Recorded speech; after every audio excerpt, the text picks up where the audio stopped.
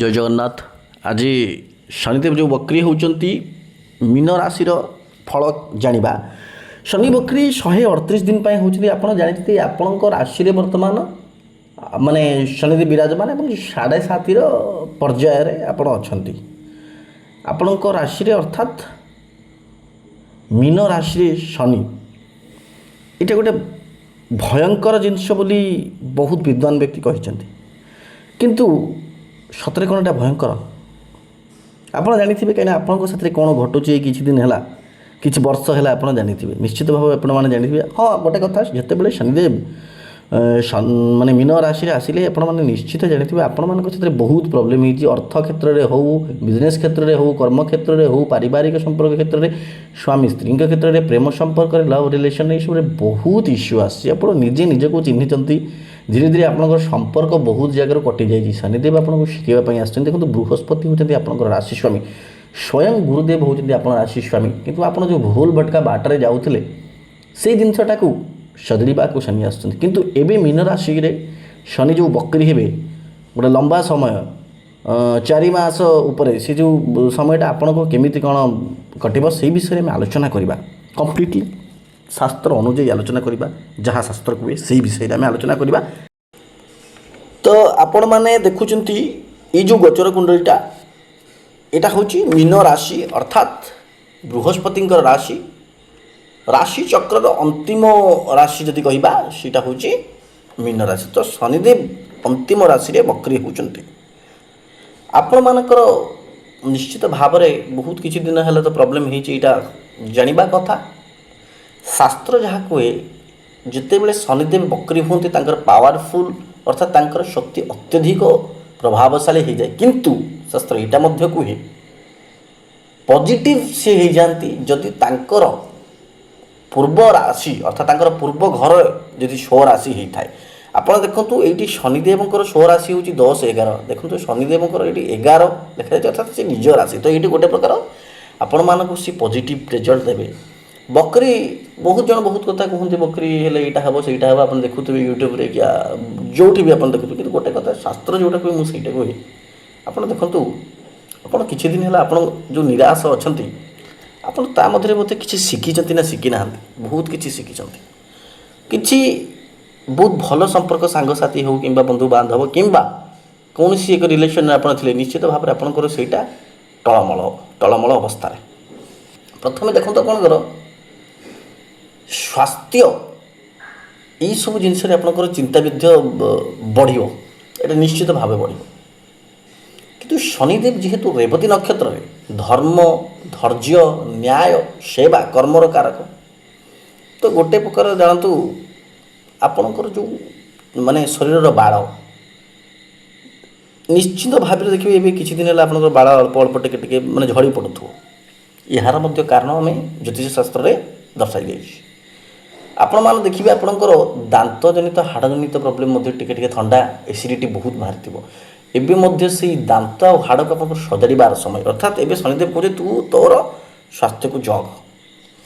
ଆପଣ ଦେଖିବେ ଏଇ କିଛି ଦିନ ଭିତରେ ଆପଣଙ୍କର ଛୋଟ ହୁଅନ୍ତୁ କିମ୍ବା ବଡ଼ ଭାଇ ଭଉଣୀ ଟିକେ ଷଡ଼ଯନ୍ତ୍ରର ଶିକାର ଆପଣ ହୋଇପାରନ୍ତି। କିନ୍ତୁ ମୁଁ ଏତେ କଥା କହୁଛି, ଖରାପ କଥା କହୁଛି ତ କାହିଁ ଆପଣଙ୍କୁ ପଜିଟିଭ୍ କହିଲି? ଶନି ପଜିଟିଭ୍, ସିରିୟସଲି ଯଦି କହିବା ସତରେ ପଜିଟିଭ୍। ଆପଣଙ୍କର କର୍ମକ୍ଷେତ୍ରରେ ନିଶ୍ଚିତ ଭାବରେ ଉନ୍ନତି ଅଛି। ଏବଂ ଶନିଙ୍କର ତୃତୀୟ ଦୃଷ୍ଟି ହେଉଛି ଏଇଠି ପଡ଼ିଲା, ଏଇଠି ଯେହେତୁ ବୃଷ ରାଶିରେ ପଡ଼ିଲା, ତ ଏଇଠି ଗୋଟେ ପ୍ରକାର ଆପଣଙ୍କର ସାହସ ମଧ୍ୟ ବଢ଼ିବ। କିନ୍ତୁ ଶନିଦେବଙ୍କର ଯେହେତୁ କନ୍ୟା ରାଶି ଅର୍ଥାତ୍ ବୁଧଦେବଙ୍କର ରାଶିକୁ ତାଙ୍କର ଦୃଷ୍ଟି, ସପ୍ତମ ଦୃଷ୍ଟି ଶନିଦେବଙ୍କର ଅତ୍ୟନ୍ତ ଷ୍ଟ୍ରଙ୍ଗ ଦୃଷ୍ଟି। ଦେଖନ୍ତୁ ଆପଣମାନେ ସପ୍ତମ ଦୃଷ୍ଟି ଆପଣ ଦେଖନ୍ତୁ ଏଇଠି ପଡ଼ିଲା, 1, 2, 3, 4, 5, 6, 7 ଏଇଠି ଯେଉଁ ପଡ଼ିଲା, ଆପଣମାନଙ୍କର ବିଜନେସ୍ ଯେଉଁମାନେ କରୁଛନ୍ତି ବଢ଼ିଆ ଫାଇଦା ତାଙ୍କର ରହିବ। ଶନିଦେବ ତାଙ୍କୁ ଅତ୍ୟଧିକ ହେଲ୍ପ କରିବେ ଏଇ ଯେଉଁ କ୍ଷେତ୍ରରେ। ଏବଂ ଆପଣ ଦେଖନ୍ତୁ ଆଉ ଗୋଟେ ଜିନିଷ ବହୁତ ଭଲ ଭାବରେ, ଶନିଦେବଙ୍କର ଦଶମ ଦୃଷ୍ଟି ହେଉଛି ବହୁତ ଇମ୍ପୋର୍ଟାଣ୍ଟ ଦୃଷ୍ଟି, ବୁଝିଲେ? ଶନିଦେବଙ୍କର ଦଶମ ଦୃଷ୍ଟି ହେଉଛି, ସେ ଯେହେତୁ ଦଶମ ଘରର ମାଲିକ, ତ ଶନିଦେବ ସେଇଥିପାଇଁ ଦଶମ ଦୃଷ୍ଟି ଆପଣ ଶନିଦେବର ଟିକେ ଦେଖନ୍ତୁ। ଶନିଦେବଙ୍କର ଦଶମ ଦୃଷ୍ଟି 1, 2, 3, 4, 5, 6, 7, 8 କର୍ମ ଘରକୁ ଅର୍ଥାତ୍ ବୃହସ୍ପତିଙ୍କ ରାଶିକୁ କର୍ମ ଘରକୁ ମଧ୍ୟ, ଏବଂ ବୃହସ୍ପତି ଏବେ ମଧ୍ୟ ଅତ୍ୟନ୍ତ ଉଚ୍ଚରେ ଚତୁର୍ଥ ରାଶିରେ ଏବଂ ପଞ୍ଚମ ଘରେ ଲକ୍ଷ୍ମୀଙ୍କ ସ୍ଥାନରେ ଅଛନ୍ତି। ତ ଦେଖିବେ ଆପଣମାନଙ୍କର ବିଜନେସ୍ରେ ବହୁତ ବଢ଼ିଆ ହେବ। इम्पोर्टाट कथा शनिदेवंकर बिजनेस भाव और कर्म भाव एत बढ़िया जो पॉजिटिवली से जो दृष्टिटा आपको बहुत हेल्प कर किछि दिन भितर आप देखिए आप सेवा किछि करिवार योजना देखा अन्यर सेवा अर्थात यही जो घरटा ये जो फलटा देवे सेवा सहित आपण मैंने निश्चित भाव में स्पिरिचुअल अर्थात किसी आप देखिए धर्मस्थान ये सब यात्रा कर जोग अच्छी भितर यही जो 138 दिन किंतु गोटे कथा मन रखिथे यहाँ हस्पिटाल भाव मेडिकल भाव यार अर्थ आपन को मेडिकल रे मध्य जोग देखा किंतु मेडिकल जो जोग देखा से आपको संभाड़ा पड़ो जदि आपंकर स्वास्थ्य सठिक भाव में सुधार आने आप कार्य करूना तो आपको मेडिकल जनित प्रोब्लेम हबार चांसेस अच्छी आउ बिजनेस चाकरी ये सब जिनसे आप लगे मे भी टी आपको स्ट्रगल करने को पड़ पारे किंतु आपंकर निश्चित हम बहुत बढ़िया शनि आपको निश्चित भाव हेल्प करेंगे आपंकर पूर्वावस्था ठू अत्यधिक सुफल आपको मिल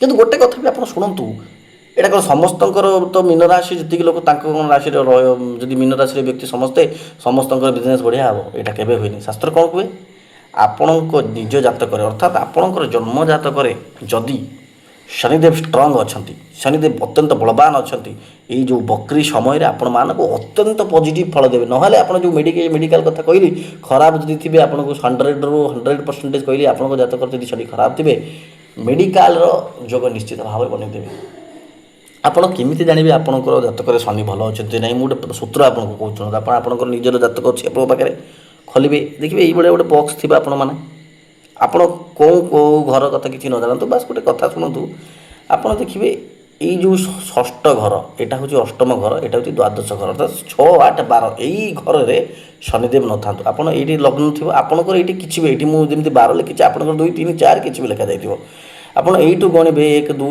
3, 4, 5, 6 यहाँ षष्ठ आसूँ सप्तम अष्टम यहाँ अष्टम आसूँ तो षष्ठ घर अष्टम घर 8, 9, 10, 11, 12 यही घर में जमी शनि बसी न था यही घर जब शनि बसवे आपण मानकर निश्चित भाव में किसी ना कि असुविधा जोटा हबार थिला सेटा बड़ होगी बाहर एवं तत्सहित आप गोटे जिन चेक करेंगे ये तो गोटे सूत्र तो बहुत सूत्र अच्छे कि मुझे नर्माली आपण मानक जो सूत्र कहूँ शुणु एक जो लिखा जाइए जमी मोर ये एक लिखा जाइए आपणकर ये जो घरे एक तो कौट लिखा जाइए मंगल राशि तो से एक घरे जमी शनिदेव न बसी था कहीं मंगल घरे शनिदेव नेगेटिव हो जाती से आपणकर शनिदेव से खराब हो गले आपणकर प्रोब्लेम से आरंभ हम से आपंकर कौन हम खर्च बहुत रो 12तम घर में फलटा खर्च खराब स्वास्थ्य विदेश किसी कम थी आपंकर विदेश पैसा आसो ये सब जिन रुकावट आसो आपंकर छोट बड़ भाई भाई षड्यंत्र कथा मुझे प्रथम कही सारी आप षड्यंत्र फसवे लोन रे फसबार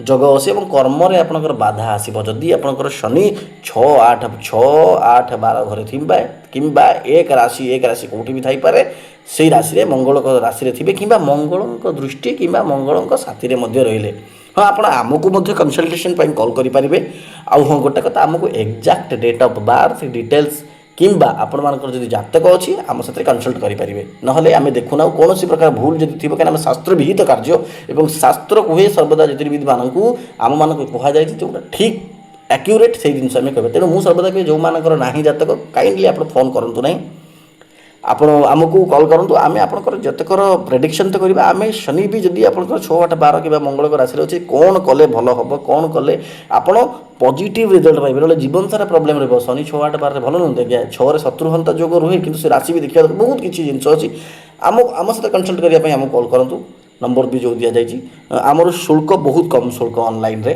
किंतु आपन को प्रतिकार निश्चित भाव दिज्व अत्यंत भल भाव में आम प्रेडिक्शन करवा और आपण सहित कथबार्ता करवा तो ये थिला आपणकर जो मीन राशि गोचर कुंडली कथा तो आपण मैंने निश्चित भाव में ये समय आप निजक चिन्हतु यहाँ हूँ लग्न आप निजक चिन्हतु निजर कौन कमी अच्छी कौन भूल कर आगु बहुत लोक को साहाय्य कर क्षति पकई एबे आपको समय शनिदेव कहते ना तू आ तो साहाय्य करना कि तू से भाया पिला साथी से भाया व्यक्ति विशेष साथी मिसना आप बहुत खर्च कर अजथा खर्च कर आपण कर्म करना आलस्य हो जाती आलस्यपण आसी जाइए सब जिन चेंज करने समयटा आउ समय जब आप चेंज हो गले आप निश्चित भाव में बहुत बढ़िया समय ये शनि बहुत पॉजिटिव हो जाती खाली आपणकर जातक टे आप देखूँ 6, 8, 12 और एक राशि न था आ गोटे कथा कहती ओं प्रांग प्रिंग प्रौं सह ଶନୈଶ୍ଚରାୟ ନମଃ ନିଶ୍ଚିତ ଭାବେ ମନ୍ତ୍ର ଜପ କରନ୍ତୁ।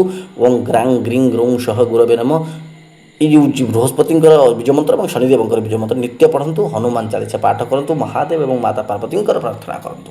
ନିଶ୍ଚିତ ଭାବରେ ଆପଣଙ୍କ ଜୀବନ ସୁମଧୁର ହେବ। ଜୟ ଜଗନ୍ନାଥ।